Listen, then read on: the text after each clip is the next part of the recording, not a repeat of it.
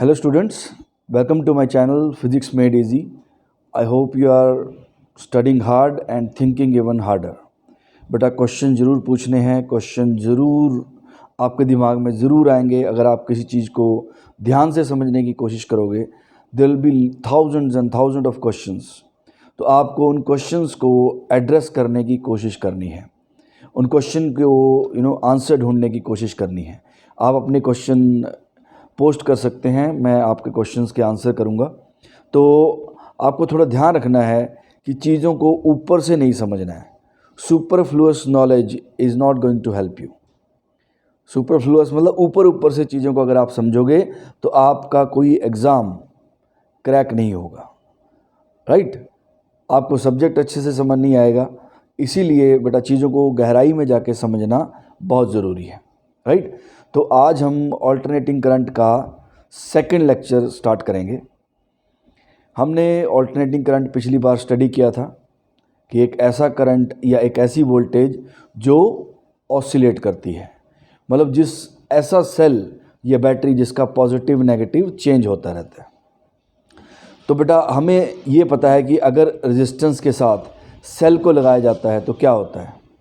अगर आप रेजिस्टेंस के साथ एक सेल को कनेक्ट करते हो तो आपको पता है V/IR लगा के हम उसका करंट फाइंड कर सकते हैं. लेकिन आज हम स्टडी करेंगे अगर AC को हम रेजिस्टेंस के साथ कनेक्ट करते हैं तो क्या होगा. AC सोर्स को अगर आप इंडक्टर के साथ कनेक्ट करते हो तो क्या होगा. AC सोर्स को आप अगर कैपेसिटर के साथ कनेक्ट करते हो तो क्या होगा. इसमें कुछ इंटरेस्टिंग चीज़ें भी आएंगी और आपको थोड़ा ध्यान से समझना है. ये थोड़ा सा लेक्चर मैथमेटिकल होने वाला है, तो आपको थोड़ा फोकस करना पड़ेगा. Okay, so let us start.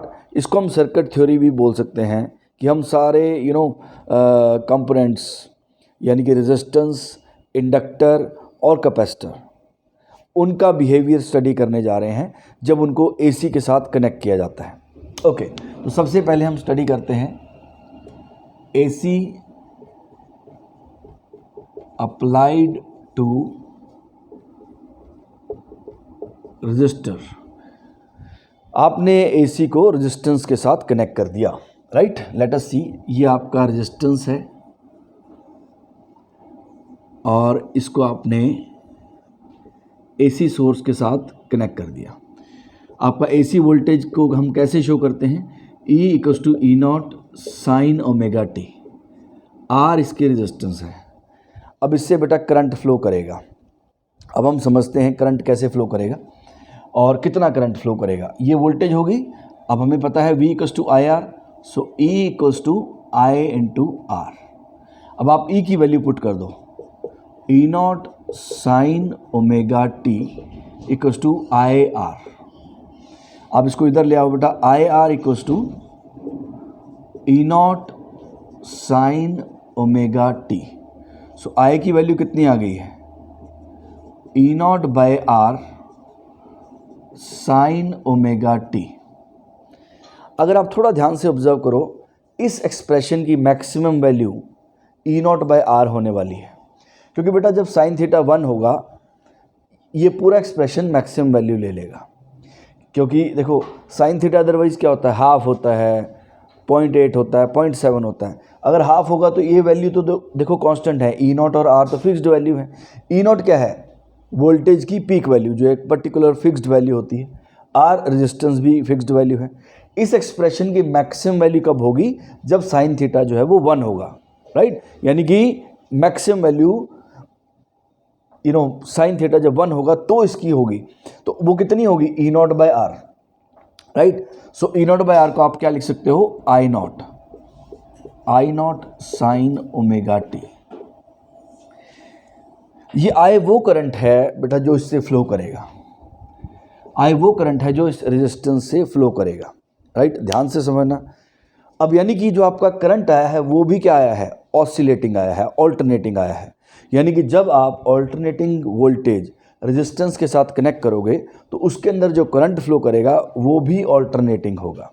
Right, अब इसमें दो चीज़ें देखने वाली हैं, ध्यान से समझना बेटा. बहुत एक एक चीज़ इंपॉर्टेंट होने वाली है. अगर आप देखो ध्यान से, ये जो साइन थीटा, ये जो थीटा होता है इसको हम बोलते हैं बेटा phase. This is called phase. कुछ इसको फेज़ एंगल बोलते हैं, पर ये फेज़ होता है, राइट। इसको साइन थीटा, ये फेज़ होता है। अगर आप देखो यहाँ भी साइन ओमेगा टी है और यहाँ भी साइन ओमेगा टी है, तो इससे मुझे क्या पता लगता है कि जो करंट और वोल्टेज दोनों का फेज़ है वो सेम है।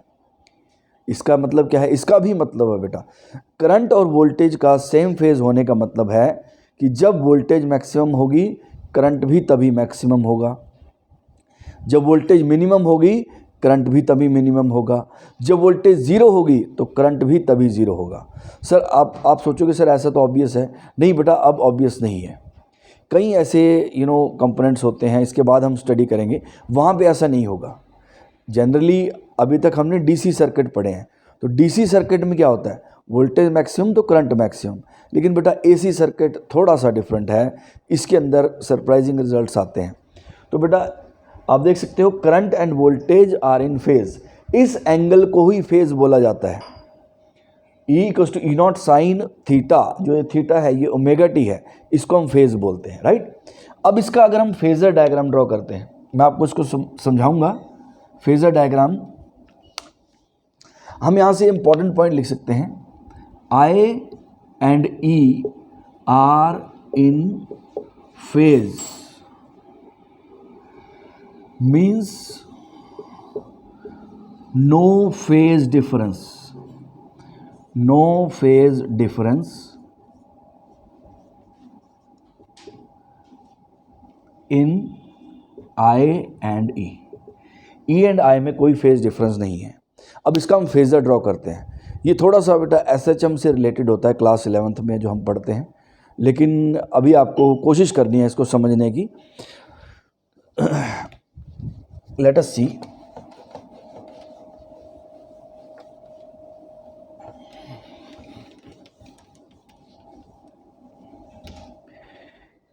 बेटा ये जो E=E0 साइन ओमेगा टी है, इसको प्लॉट कैसे करते हैं? अब ध्यान से देखना, ये आपका E0 हो गया, राइट, और ये एंगल हो गया आपका ओमेगा टी। अब बेटा अगर आप इस एरो की प्रोजेक्शन लोगे y एक्सिस के ऊपर, इस एरो की प्रोजेक्शन लोगे y एक्सिस पे, आप देखो क्या आएगा, ये जो चीज़ आएगी ये कितनी आ जाएगी? E0 sign omega T. Basic trigonometry लगा लो। सर प्रोजेक्शन का मतलब क्या होता है? देखो बेटा हर चीज़ का मतलब है। प्रोजेक्शन का मतलब है मुझे इसके ऊपर प्रोजेक्शन लेनी है, तो आप इधर से लाइट डालो, यहाँ से लाइट आई, जब यहाँ से लाइट आएगी देखो इसकी शैडो बन जाएगी ये, तो यही प्रोजेक्शन होता है। तो अगर आप देखो ये लेंथ कितनी होगी? E0 sign omega T. अब बेटा जैसे जैसे ये घूमेगा ये लेंथ बड़ी छोटी होगी, राइट। जैसे जैसे ये एरो घूमने वाला है, ये एरो यहाँ से स्टार्ट होगा। अब आप सोचो जब ये एरो यहाँ है तो इसकी प्रोजेक्शन क्या होगी? डॉट। अभी जैसे जैसे ऊपर जाएगा इसका प्रोजेक्शन ऊपर जाना शुरू हो जाएगा, एंड जब ये यहाँ हो जाएगा तो ये E0 है, इसकी प्रोजेक्शन की जो लेंथ है वो भी E0 हो जाएगी, राइट। तो ये ऐसे घूम रहा है तो इसकी प्रोजेक्शन की लेंथ 0 से स्टार्ट हुई फिर मैक्सिमम होगी, जब ये इधर जाएगा तो प्रोजेक्शन नीचे आना शुरू हो जाएगी। तो बेटा जब उन वैल्यूज़ को ज्वाइन करते हैं, राइट, इसी को ही फेजर बोला जाता है। This is called phasor. अब देखो ये मान लो यहाँ से स्टार्ट हुआ, राइट, ये यहाँ से स्टार्ट हुआ तो प्रोजेक्शन कहाँ है? प्रोजेक्शन की हाइट कितनी है? 0। अब जैसे थोड़ा घूमेगा प्रोजेक्शन की थोड़ी हाइट आ जाएगी, इससे थोड़ा और ऊपर जाएगा तो प्रोजेक्शन की और ज़्यादा हाइट आ जाएगी, राइट। तो प्रोजेक्शन की हाइट जो है वो इंक्रीज करेगी और कहाँ तक जाएगी? E0 तक, राइट। इसको आगे भी बनाया जा सकता है। तो ये आपका हो गया बेटा E, ये पीक वैल्यू हो गई E0। अब करंट और वोल्टेज का फेज में होने का मतलब क्या है? जो बेटा करंट का फेजर होगा वो भी इसके ऊपर ही होगा, राइट, क्योंकि इसका भी ओमेगा टी सेम आया है। ये देखो ये ओमेगा टी है तो इसका भी ओमेगा टी सेम आया है। तो अगर मैं इसको I को प्लॉट करूंगा, ये I आएगा, राइट, ये E है और ये I है। तो आप देखो बेटा इसके अंदर जब वोल्टेज 0 है करंट भी तभी 0 है, वोल्टेज मैक्सिमम है करंट भी तभी मैक्सिमम है, वोल्टेज 0 हुआ तो करंट 0 हो गया, वोल्टेज नेगेटिव मैक्सिमम तो करंट नेगेटिव मैक्सिमम, वोल्टेज 0 तो करंट 0, राइट। तो इस तरीके से ये वेरिएशन होगा। तो हमने क्या कंक्लूड किया? जब आप AC सोर्स को रेजिस्टेंस के साथ कनेक्ट करते हो तो जो करंट आता है वो भी एसी आता है, जो करंट फ्लो करेगा वो भी एसी होगा, नंबर 1। नंबर 2, जो करंट का फेज़ होगा वो वही फेज़ होगा जो वोल्टेज का फेज़ है। देखो इसको आपको यूज़ करने में थोड़ा टाइम लगेगा बेटा कि फेज़ वर्ड मैं चाहता हूँ कि आप आराम से यूज़ कर पाओ, लेकिन उसका टाइम लगेगा, थोड़ा सा प्रैक्टिस से वो हो जाएगा। अभी आप क्या बोलो, सर करंट और वोल्टेज फेज़ में है, उसका मतलब भी आप साथ बोलो। सर इसका मतलब है कि वोल्टेज जब ज़ीरो होगी करंट भी उसी इंस्टेंट पे ज़ीरो होगा, जब वोल्टेज मैक्सिमम होगी तो करंट भी उसी वक्त मैक्सिमम होगा, जब वोल्टेज ज़ीरो होगी फिर से करंट ज़ीरो हो जाएगा। तो यानी कि जब एसी को आप रेजिस्टेंस के साथ कनेक्ट करते हो तो रेजिस्टेंस का बिहेवियर ऐसा होता है, यानी कि उसके अंदर जो वोल्टेज है और करंट है वो फेज़ में होते हैं, राइट। तो this was your AC connected with register. अब नेक्स्ट कंपोनेंट क्या होता है, इंडक्टर। लेट अस सी इंडक्टर कैसा बिहेव करता है। अगर मैं इंडक्टर को कनेक्ट कर देता हूँ, बेटा हमने EMI में इंडक्टर पढ़ा था, इलेक्ट्रोमैग्नेटिक इंडक्शन में इंडक्टर के बारे में हमने पढ़ा था L, राइट। तो अगर AC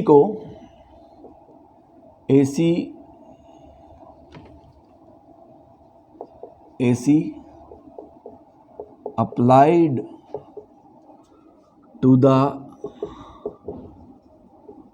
इंडक्टर, अब देखना बेटा डिफरेंट रिजल्ट आने वाला है, ध्यान से समझना बेटा। एक एक वर्ड जो मैं बोल रहा हूँ एक एक वर्ड को ही पकड़ना पड़ेगा। Yesterday I was delivering A lecture, मुझे बहुत अच्छा लगा। मैं कल लेक्चर ले रहा था तो मैंने एक क्वेश्चन दिया,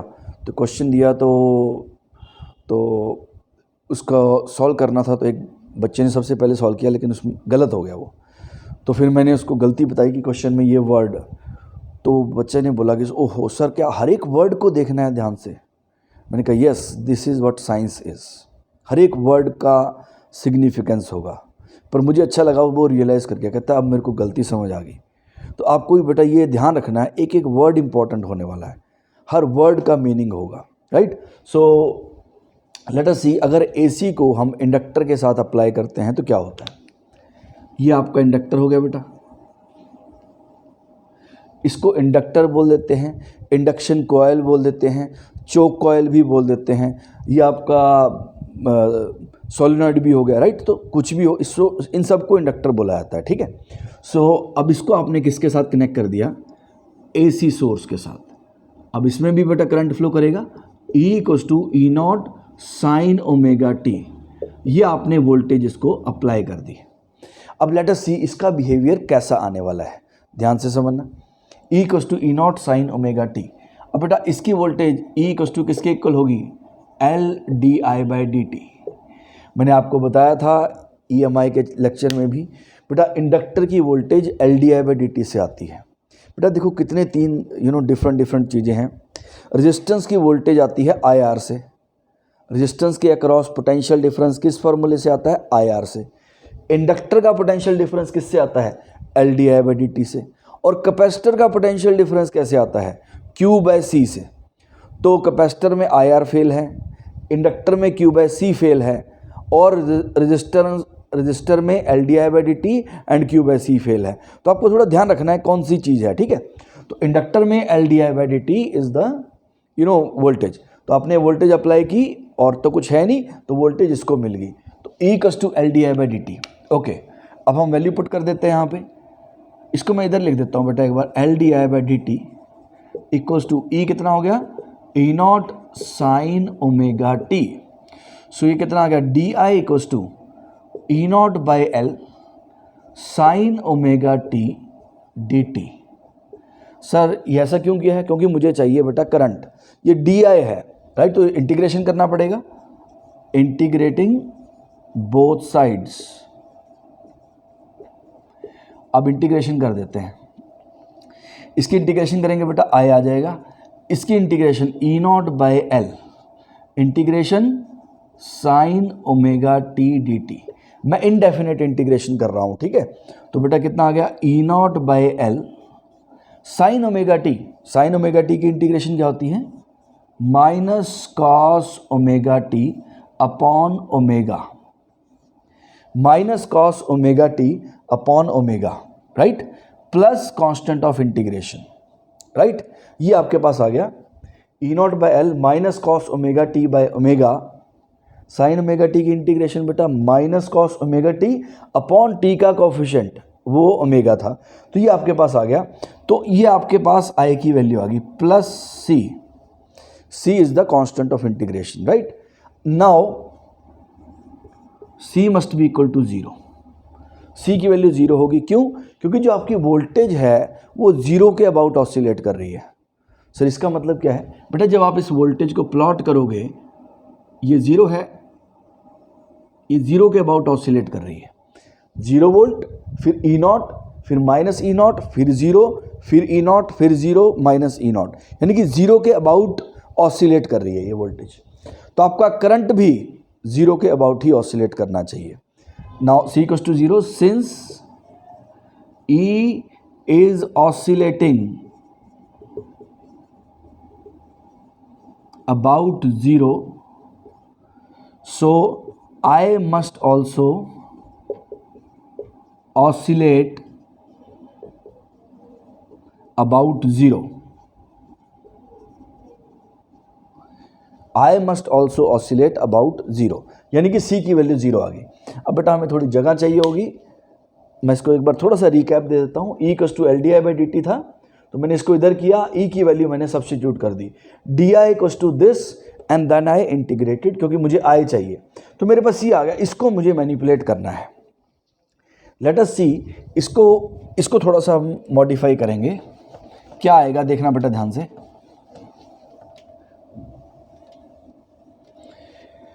अब हमारे पास I की जो वैल्यू आ रही है वो आ रही है E naught by omega L into minus cos omega T.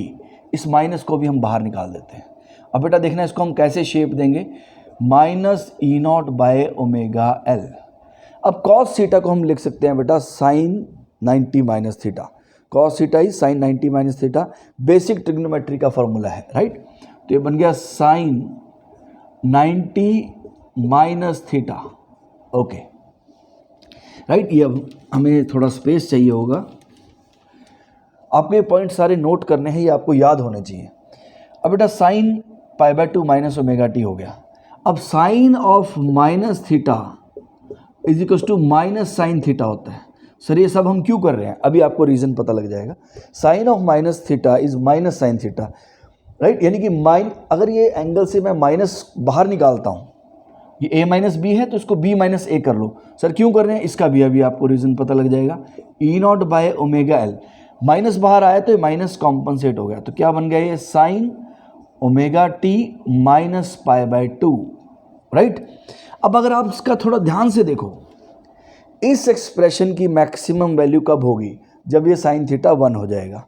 बेटा ये तीनों कांस्टेंट है, ई नॉट क्या है, peak value of voltage, omega क्या है sir, angular frequency of the source, जो सोर्स है उसकी एंगुलर फ्रिक्वेंसी कितनी है।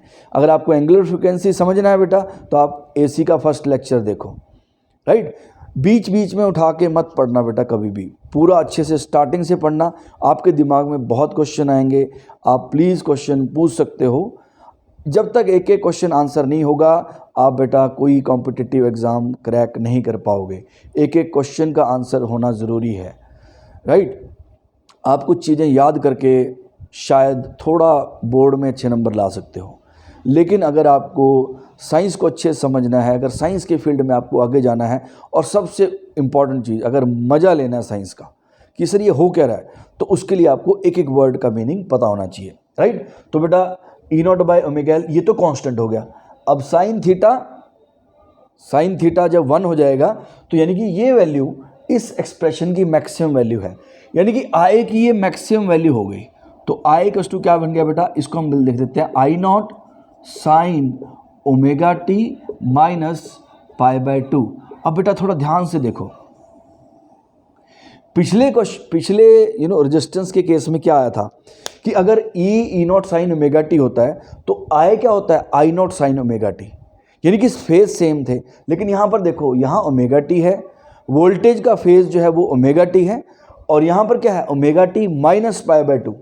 सो इससे क्या पता लगता है बेटा, इससे ये पता लगता है I lags the voltage by pi by 2। अब यहां पर बेटा वोल्टेज जब मैक्सिमम होगी, करंट मैक्सिमम नहीं होगा, यहां पे फेज डिफरेंस आ गया है। तो यहां पे ओमेगा टी आया था, तो यहां पे बेटा क्या आ गया, omega T minus pi by 2, यानी कि करंट जो है it lags the voltage by 90 degree. और ये आई नॉट किसके इक्वल आया है, आई नॉट की वैल्यू भी देखो बेटा, आई नॉट किसके इक्वल आया है, आई नॉट इक्वल्स टू क्या आ गया बेटा, ई नॉट बाय ओमेगा एल। अब करंट किसके इक्वल होता है, वोल्टेज अपॉन समथिंग। तो ये वोल्टेज अपॉन समथिंग, ये समथिंग जो है it must have dimensions of resistance. ये नीचे वाली जो चीज़ है वो रेजिस्टेंस का इक्विवेलेंस होना चाहिए। इस ओमेगा एल को हम लिखते हैं एक्स एल।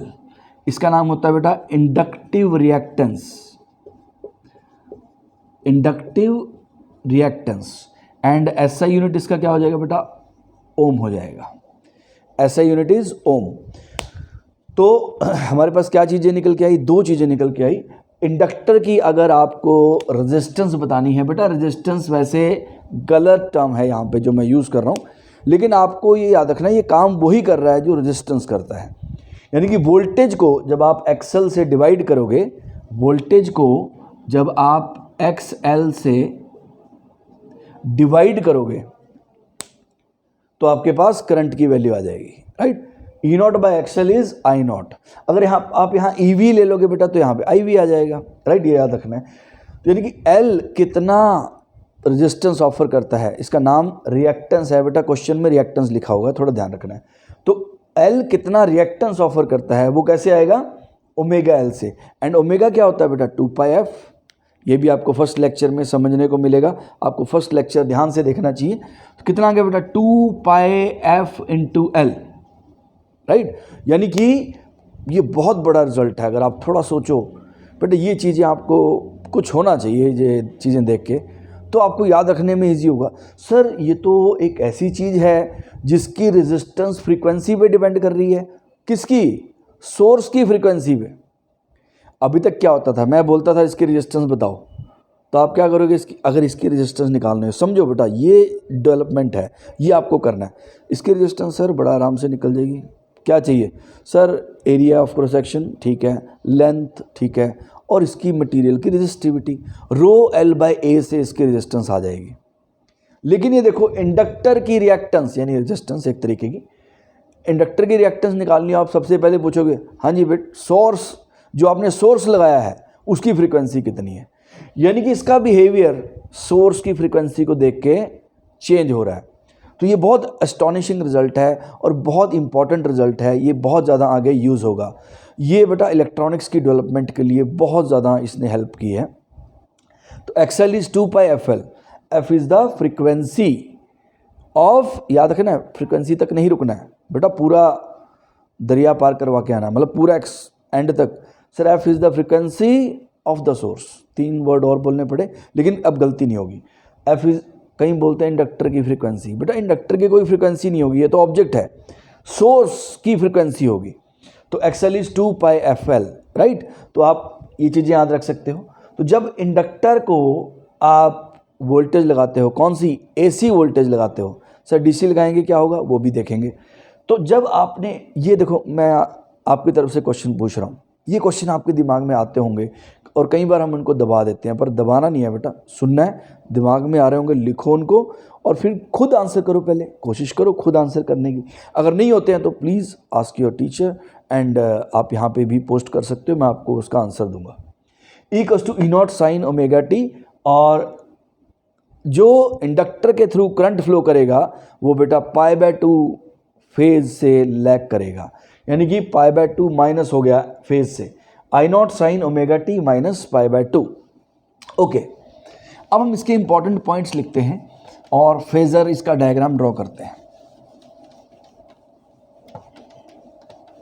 ये सारे पॉइंट्स हम दोबारा लिखेंगे सारे के सारे, क्योंकि आपके पास एक लिस्ट होनी चाहिए कि इंडक्टर का बिहेवियर कैसा होता है, सारे पॉइंट्स आपको क्लियर होने चाहिए। अच्छा, अगर इसका फेजर ड्रॉ करोगे बेटा, फेजर कैसा बनेगा, ये आपका ई नॉट है अब इसमें करंट 90 डिग्री पीछे होगा, करंट जो है बेटा वो 90 डिग्री पीछे होने वाला है, वोल्टेज से 90 डिग्री पीछे होगा करंट, ठीक है।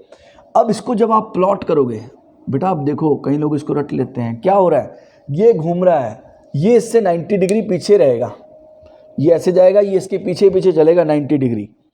अगर मैं, ये ऐसे होगा बेटा, ये ऐसे, राइट, तो 90 डिग्री पीछे रहने वाला है इससे। अब इसको जब आप प्लॉट करोगे,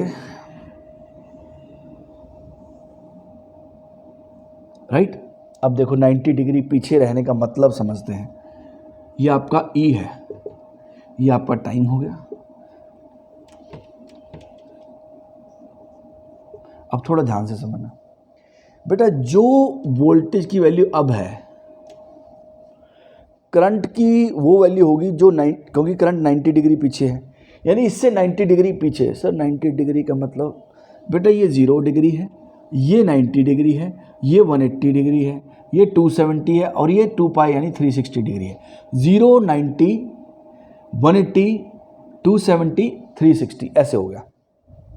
अच्छा, ये 90 डिग्री पहले क्या कर रहा होगा, नेगेटिव पीक, ओके, यानी कि करंट की इस वक्त नेगेटिव पीक होगी। अच्छा, वोल्टेज अब मैक्सिमम है तो करंट की वैल्यू क्या होगी, देखो बेटा रेजिस्टेंस से कंपेयर करो, वोल्टेज मैक्सिमम है तो रेजिस्टेंस में करंट क्या होता था, वो भी मैक्सिमम होता था, क्योंकि फेज डिफरेंस नहीं था। फेज डिफरेंस नहीं होने का मतलब यही होता है बेटा, दोनों का मैक्सिमम भी इकट्ठा, जीरो भी इकट्ठा और नेगेटिव मैक्सिमम भी इकट्ठा। मतलब जैसे दो बच्चे अगर झूले ले रहे हैं, अगर वो फेज़ में हैं तो बेटा वो दोनों स्विंग मैक्सिमम ऊपर जाएंगे हाइट पे, फिर इकट्ठे नीचे आएंगे, इकट्ठे ऊपर जाएंगे, और ये सेम ऊपर जाएंगे वो ज़रूरी नहीं है, लेकिन वो करेंगे ये इकट्ठा, ये फेज़ होता है। तो बेटा इसके अंदर क्या हो रहा है, देखो वहाँ पे जब वोल्टेज मैक्सिमम थी करंट भी मैक्सिमम था, लेकिन ऐसा नहीं होगा यहाँ।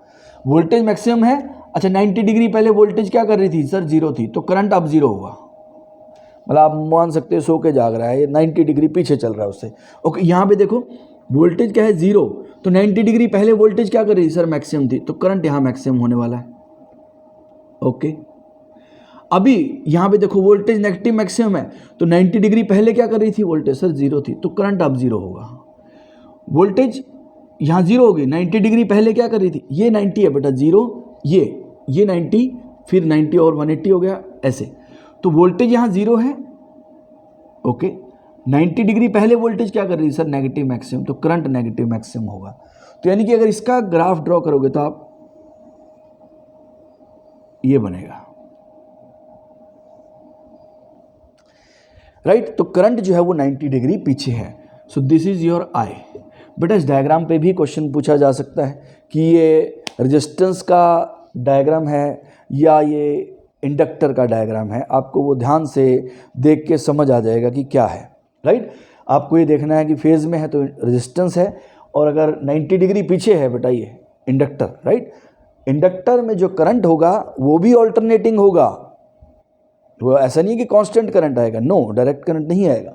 इसका करंट भी बेटा ऑसिलेट करेगा, मतलब करंट 0 होगा, फिर मैक्सिमम होगा, फिर 0 होगा, लेकिन वोल्टेज के साथ सिंक में नहीं होगा, यानी कि वोल्टेज के पैरेलल नहीं चलेगा, 90 डिग्री पीछे चलेगा।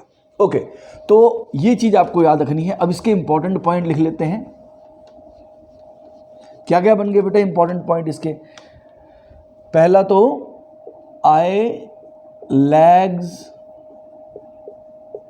द वोल्टेज बाय 90 डिग्री या π/2।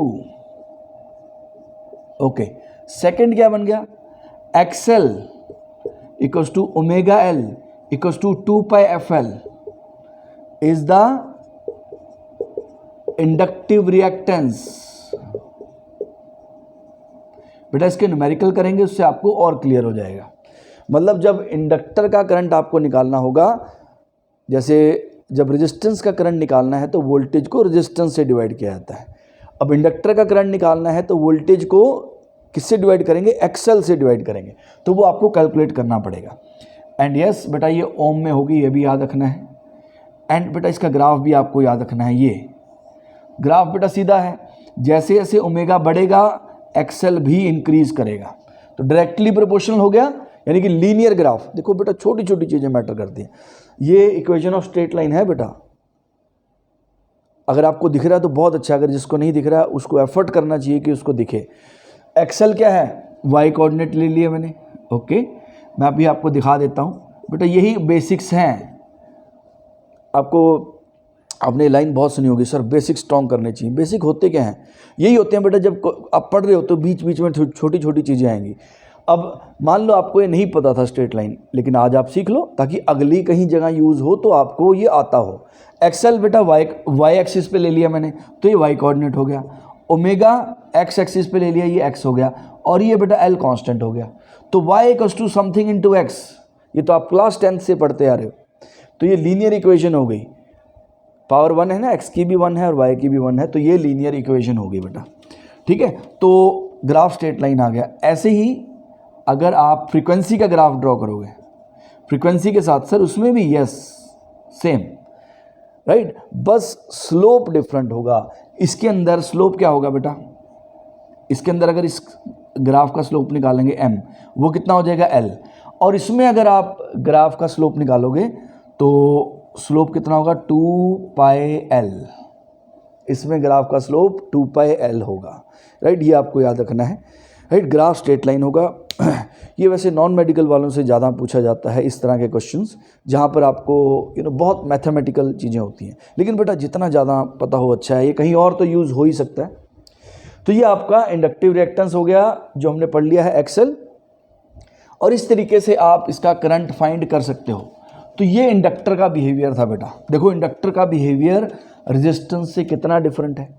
रेजिस्टेंस में अच्छा सिमिलैरिटी है कोई, यस सर, सिमिलैरिटी ये है कि रेजिस्टेंस में भी करंट ऑल्टरनेटिंग आया था और इंडक्टर में भी करंट जो है वो ऑल्टरनेटिंग आया है जब आपने वोल्टेज ऑल्टरनेटिंग लगाई है। ये सिमिलैरिटी होगी। डिफरेंस सर, रेजिस्टेंस में जो आपका करंट था वो फेज़ में था, किसके साथ, वोल्टेज के साथ।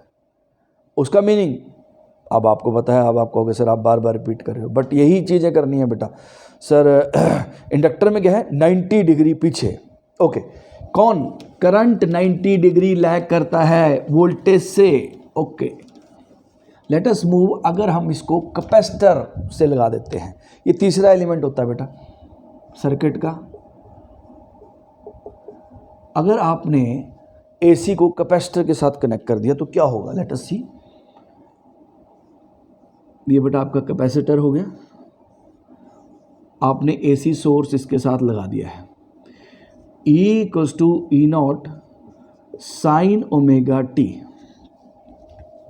E equals to E naught sine omega T, ये आपका कैपेसिटर है जो आपने इसके साथ कनेक्ट कर दिया। अब सुनना बेटा ध्यान से, अब इसके अंदर क्या होगा, अब यहाँ पे E इक्वल्स टू किसके इक्वल होता है, Q/C। E की वैल्यू किसके इक्वल होती है, Q/C के इक्वल होती है, राइट। मैंने आपको बताया है रेजिस्टेंस की वोल्टेज IR से आएगी, इंडक्टर की वोल्टेज किससे आएगी, LdI/dt से, और कैपेसिटर की वोल्टेज Q/C से आती है, ठीक है। तो E की, अब हम इसको लिख देते हैं Q/C इक्वल्स टू, E की वैल्यू पुट कर देता हूँ E not, please excuse me, E not sine omega T. So Q की वैल्यू कितनी आ गई बेटा, C E not sine omega T. अब सर बेटा चार्ज से करंट कैसे निकलेगा, चार्ज से करंट निकलेगा डिफरेंशिएट करके, राइट। तो इसकी डिफरेंशिएशन कर देते हैं, differentiating both sides with respect to time, right. Let us see क्या आता है, dq/dt equals to C E naught. अब साइन ओमेगा टी की differentiation cos omega T into T का coefficient which is omega, right. ये आ गया। dq/dt क्या होता है बेटा, I equals to omega C E naught cos omega T. अब बेटा यहाँ भी बात नहीं बन रही, इसको भी हमें थोड़ा सा रीअरेंज करना पड़ेगा। लेट अस सी कैसे करेंगे। एक तो बेटा आप पहले ये समझो, ए बी को आप लिख सकते हो A/1/B। ऐसा क्यों कर रहा हूँ ये भी बताऊंगा। ए बी को आप A/1/B लिख सकते हो, क्योंकि बेटा जब आप इसको डिवाइड करोगे वापस B ऊपर आ जाएगा, ठीक है। तो पहले तो ये चीज़ आपको क्लियर होनी चाहिए। यस 7th 8th की चीज़ें बिल्कुल डेफिनेटली आपको आती होगी। बट अगर नहीं भी आती है तो बेटा आप समझ लो, ठीक है, छोड़ना नहीं है कुछ भी, हर छोटी चीज़ मैटर करने वाली है। तो I equals to omega C, अब इसको मैं लिख देता हूँ ई नॉट 1/ωc। अब कॉस ओमेगा टी को आप लिख दो sine omega T plus π/2, sine 90 plus theta. Minus क्यों नहीं लिखा बेटा? अगर आप π/2 माइनस ओमेगा टी करोगे तो वो ओमेगा टी का कोएफिशिएंट माइनस हो जाएगा, फिर आप इसके साथ कंपेयर नहीं कर सकते, इसीलिए इसको ओमेगा टी प्लस π/2 लिखा है।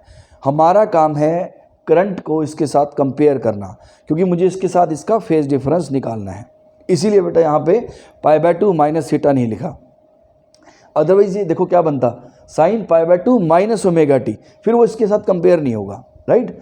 तो ई नॉट 1/ωc। अब आप देखो बेटा, ये करंट की पीक वैल्यू होगी साइन थीटा 1, तो इस एक्सप्रेशन की मैक्सिमम वैल्यू, और वो क्या है? करंट की मैक्सिमम वैल्यू, यानी कि पीक वैल्यू। तो यानी कि जब ये 1 होगा तो ये जो वैल्यू आई है ये पीक वैल्यू होगी I naught sine omega T plus π/2। Okay, right. अब आप देखो इसको ध्यान से, अगर आप इसको ध्यान से समझो, आपने वोल्टेज लगाई ई नॉट साइन ओमेगा टी, और आपका जो करंट आया है वो कितना आया है? I naught sine omega T plus π/2, I naught sine omega T plus π/2। इसका मतलब क्या है कि करंट जो है वो वोल्टेज को π/2 एंगल लीड कर रहा है, करंट आगे है वोल्टेज से, यानी कि फिर से फेज डिफरेंस आ गया बेटा, राइट।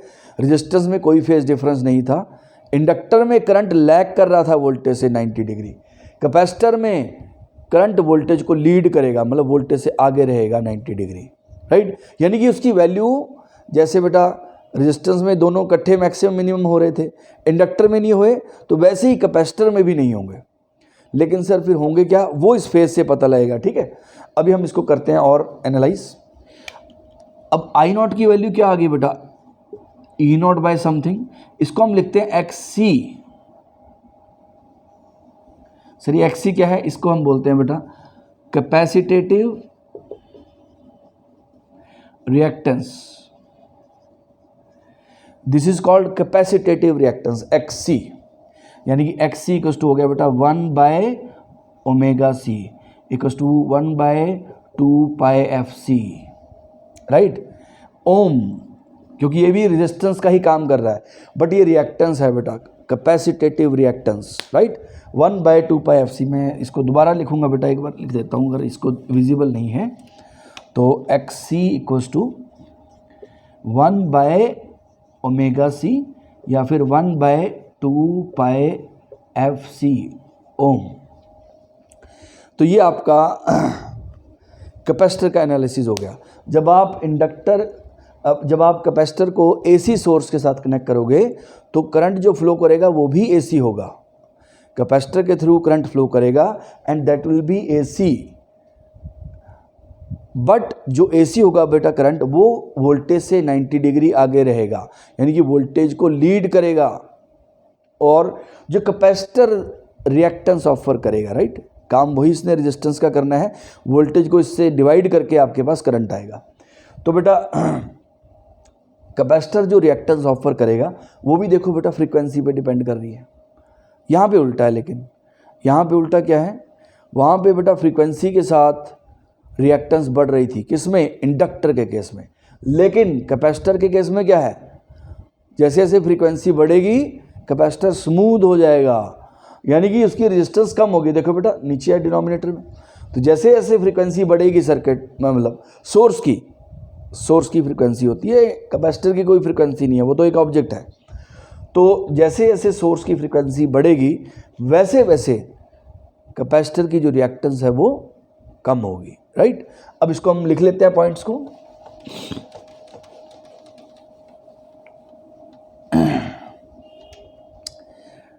पहले इसका फेजर ड्रॉ कर लेते हैं बेटा। फेजर कैसा होगा, लेट अस सी।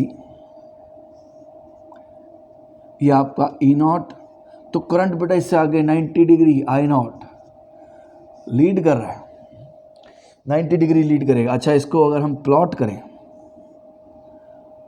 ये आपकी वोल्टेज आपने प्लॉट कर ली। अब करंट बेटा आप देखो, ये आपकी वोल्टेज है E।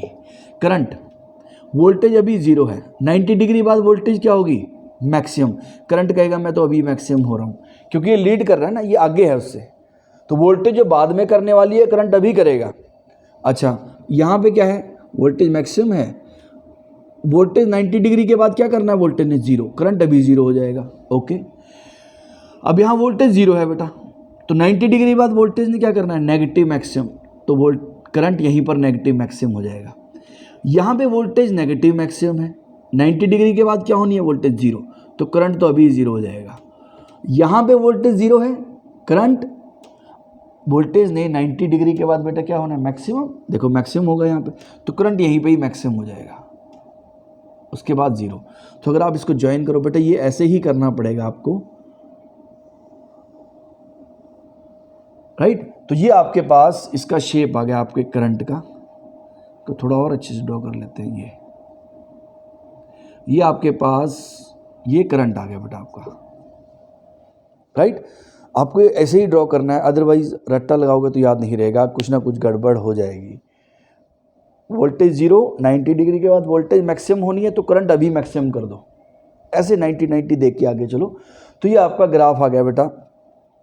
देखो रेजिस्टेंस से कितना डिफरेंट है, इंडक्टर से कितना डिफरेंट है, राइट। अब इसके हम इंपॉर्टेंट पॉइंट्स लिख लेते हैं, क्या क्या आए हैं। कैपेसिटर के केस में इंपॉर्टेंट पॉइंट्स लिखते हैं, लेट अस सी। फर्स्ट क्या आ गया? I leads the voltage E by π/2 और 90 डिग्री लिख सकते हो आप। वैसे आपको अभी तक रेडियन की आदत डलनी चाहिए थी, फिजिक्स में ज़्यादातर रेडियन यूज़ किया जाता है, क्योंकि बेटा radian is the SI unit of the angle, right. Degree is a practical unit, वो प्रैक्टिकल यूनिट है, बहुत यूज़ होता है, लेकिन जो SI यूनिट है वो रेडियन है। I leads the voltage E by 90 degree. दूसरा XC is the capacitive reactance। इसकी वैल्यू क्या होती है बेटा? XC equals to 1/ωc। आपको एक बहुत इंटरेस्टिंग किस्सा इसके बाद सुनाता हूँ, एक 1/2πfc, राइट। अब इसका अगर आप ग्राफ प्लॉट करोगे तो जैसे जैसे ओमेगा बढ़ेगा बेटा, वैसे वैसे XC कम होगा। रेक्टेंगुलर हाइपरबोला बन गया ये। तो जैसे जैसे फ्रीक्वेंसी बढ़ेगी, यानी कि जैसे जैसे सोर्स की फ्रीक्वेंसी बढ़ेगी, कैपेसिटर की रेजिस्टेंस, रिएक्टेंस, राइट, रिएक्टेंस जो है वो धीरे धीरे कम होती रहेगी, राइट। तो ये इसका ग्राफ हो गया, जैसे जैसे ओमेगा बढ़ रहा है रिएक्टेंस जो है वो कम होती जा रही है, जैसे जैसे फ्रीक्वेंसी बढ़ रही है, जैसे जैसे ओमेगा बढ़ रहा है, देखो फ्रीक्वेंसी जो आपका XC है वो कम होता जा रहा है, राइट। अब इसमें एक इंटरेस्टिंग चीज़ आती है बेटा, बहुत आपको याद रखना है।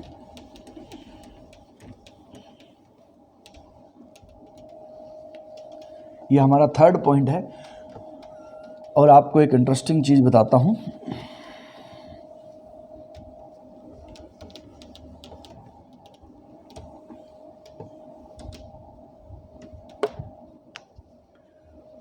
थर्ड पॉइंट है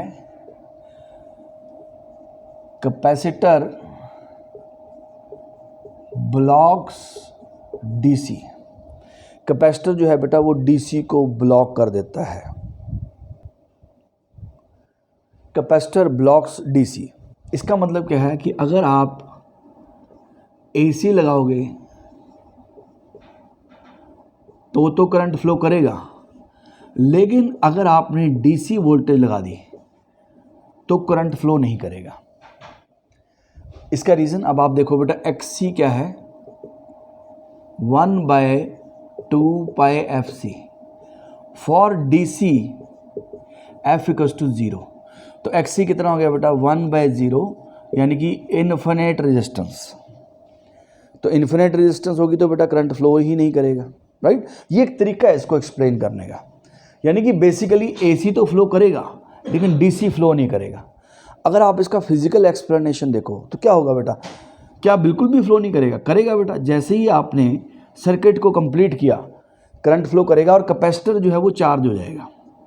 अब कैपेसिटर के चार्ज होते ही, और चार्ज कब तक फ्लो करेगा, जब तक इस कैपेसिटर का वोल्टेज, ये जो वोल्टेज है इसके इक्वल नहीं हो जाता।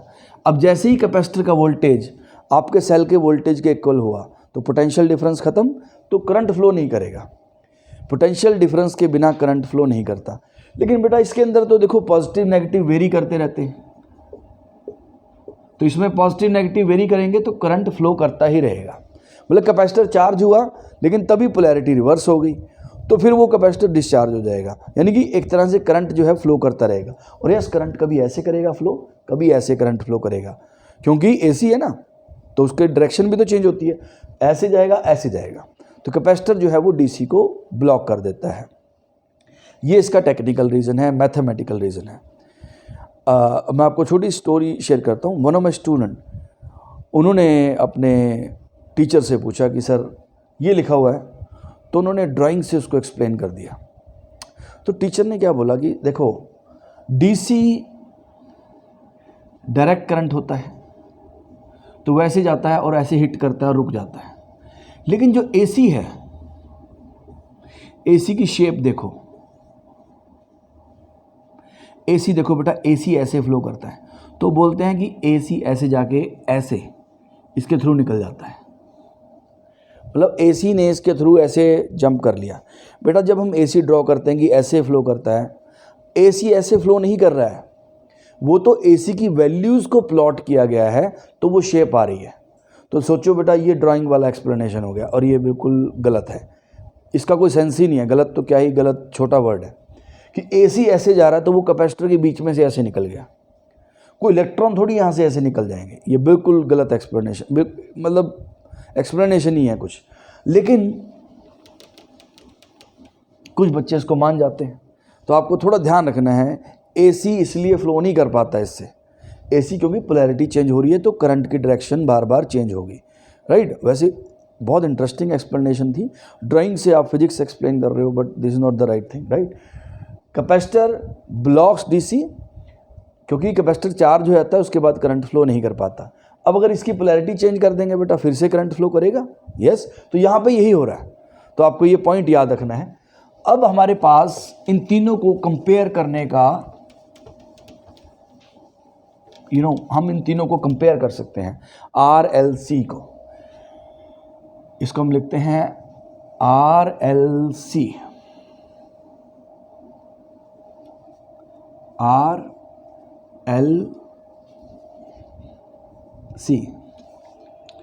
अगर आप रेजिस्टेंस, ये रेजिस्टेंस के साथ हमने लगा दिया AC सोर्स, ये हो गया बेटा आपका इंडक्टर, इंडक्टर के साथ आपने लगा दिया AC सोर्स,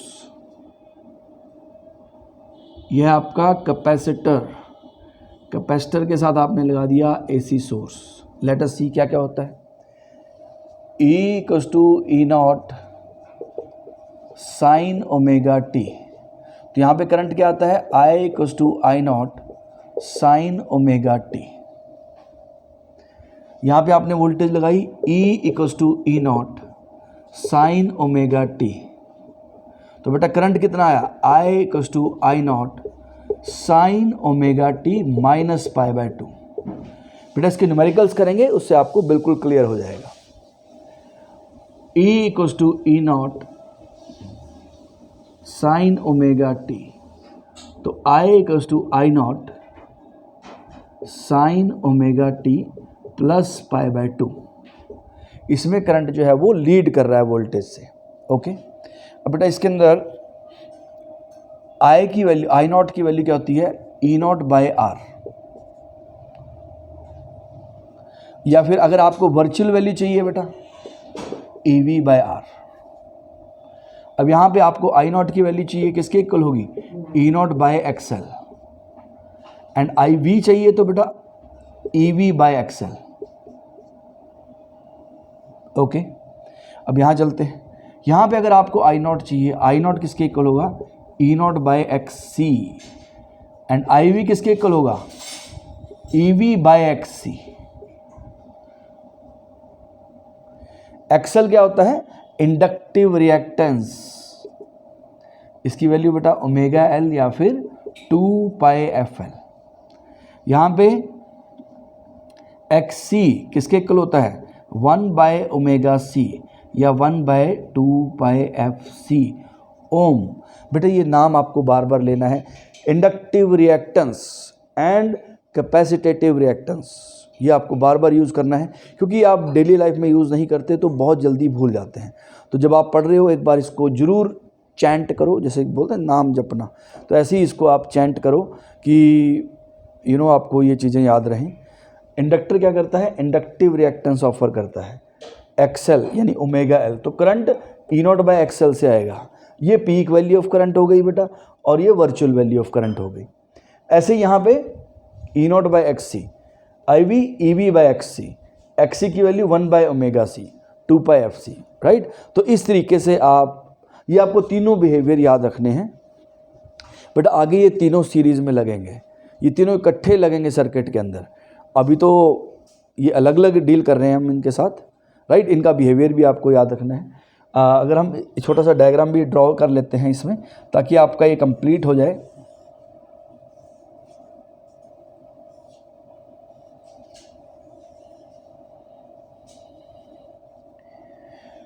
फेजर भी बेटा ड्रॉ कर लो कि इसमें करंट जो है वो 90 डिग्री पीछे रहता है, राइट। ये आपका पूरा आपके सामने